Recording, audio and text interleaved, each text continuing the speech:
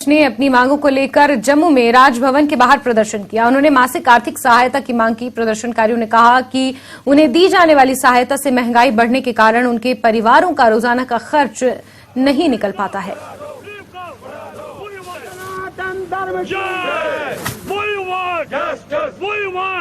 हमारी मांगे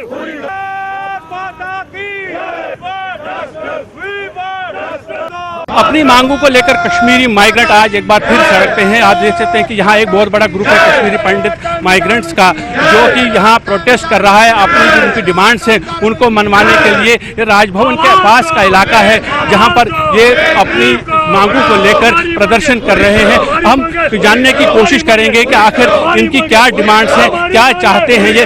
जी, आपसे ये जानने चाहते हैं कि किस तरह की डिमांड है, क्या चाहते हैं आप, क्या होना चाहिए? हमारा जो ये आज प्रोटेस्ट है, ये जो हमारा रिलीफ है, ये 108 रुपये ये दिन का देते हैं हमें एक बंदे का। हमारी डिमांड यही है, पिछले 7 साल से एक पैसा नहीं बढ़ा, इसलिए हमारी यही डिमांड है। इसमें कम से कम 300 रुपये दिन का मिलना चाहिए एक बंदे का।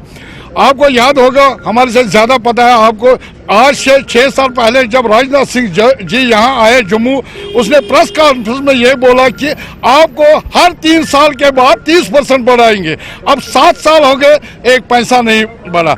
अब हमारी एक रिक्वेस्ट है मोदी जी से, अमित शाह जी से और हमारे LG साहब जी से कि G20 से पहले हमें ये गिफ्ट मिलना चाहिए कश्मीरी पंडितों को। ये बहुत बहुत बड़ी मेहरबानी है।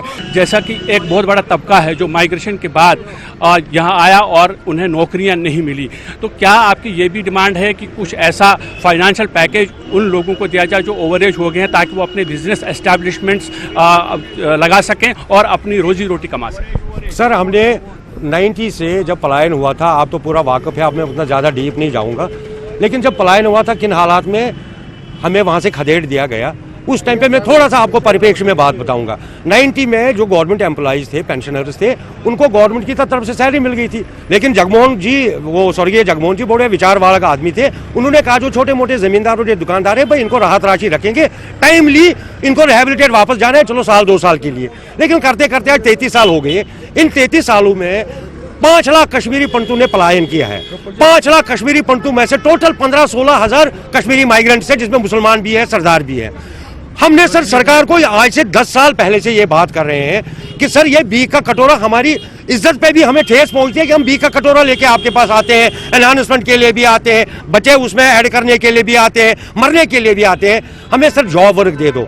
आज भी मैं ऑन रिकॉर्ड ये बोलता हूँ, मैं 60 साल की उम्र में भी काम करने के लिए तैयार हूँ। मुझे रिलीफ कमिश्नरी में, गवर्नरी हाउस में झाड़ू मारने के लिए भेजे, मुझे 30,000 रुपए तनख्वाह दे दे, मैं रिलीफ को फेंक दूंगा, मुझे चाहिए नहीं रिलीफ। मैं अपने बच्चे, हमने सरकार को रिलीफ कमिश्नर साहब को मैंने डिविजनल कमिश्नर में जाके, कटोच साहब है, हमने उनको एक बात बोली थी।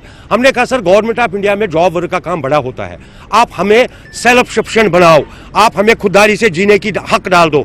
अगर हम 15,000 आदमी हैं, हम कंप्लीटली निर्भर हैं इस रिलीफ पे। हो सकता है इसमें भी 2%, 4% बेचारे कुछ ऐसे होंगे जिनको परमात्मा की कृपा होगी, लेकिन 95% ऐसे हैं, उसका भगवान साक्षी है। इनके पास सारे आधार कार्ड हमारे हैं, इनके पास पैन कार्ड हमारे हैं, ये हमारी बैंक डिटेल चेक कर सकते हैं। अगर हमारी जेन्युइन डिमांड है तो ये हमारा रिलीफ एनहांस करेंगे और अच्छी तरीके से करेंगे। और 6 साल से नहीं हो रहा है। Justice delayed is justice denied. Modi ji के खिलाफ ये कोई प्रोटेस्ट नहीं है। मोदी जी हमारे पिता तुल्य हैं। मोदी जी देश के नहीं, वो परमात्मा है हमारे लिए। लेकिन आप बताइए, हमारे पास कोई साधन नहीं रहा। वो दिल्ली वालों से बात करते हैं, वो NGO जो अमेरिका में कश्मीरी पंडित है उनसे बात करते हैं, लेकिन हमारे साथ जिसको रिलीफ पे गुजारा है उसके साथ कोई बात नहीं करता है। इसीलिए हमारी विनती यह है, एक तो संवाद कीजिए, ये रिलीफ जब मिला तो किन कारणों से मिला, तो आज इसमें वृद्धि क्यों नहीं होनी चाहिए। अगर वो हमें कन्विंस कर पाते हैं, हम सारा रिलीफ छोड़ देंगे।